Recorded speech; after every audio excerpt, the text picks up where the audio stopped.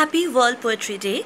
Myself Jinia Das Nandi, and today I would like to share my self-first poem which I named Poetry with you all, celebrating Happy World Poetry Day.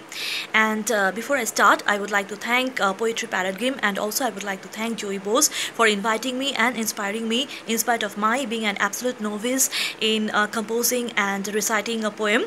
She has inspired me to verse down. I made an effort to verse down a poem of my own, and today I'm sharing it with you all. Now I would also like to thank another person, nationally and internationally famed filmmaker Ashok Viswanathan sir, who is also the president of Poetry Paradigm. Through him I got to know about Poetry Paradigm, and I being an aspiring actor, I am blessed and fortunate enough to debut in his short film Aajkal Porshu. So that is how I got acquainted to Ashok sir, and from him I came to know about a Poetry Paradigm.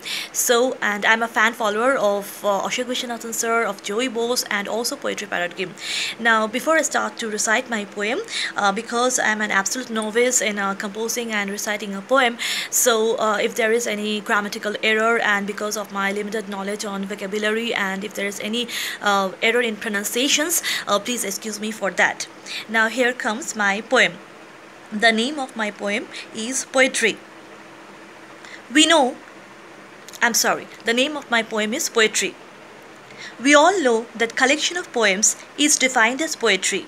Now, whether you're happy or whether you're grumpy, whether you're timid or you're courageous, every time when our subconscious makes love with our own conscious, it gives birth to a poem anonymous.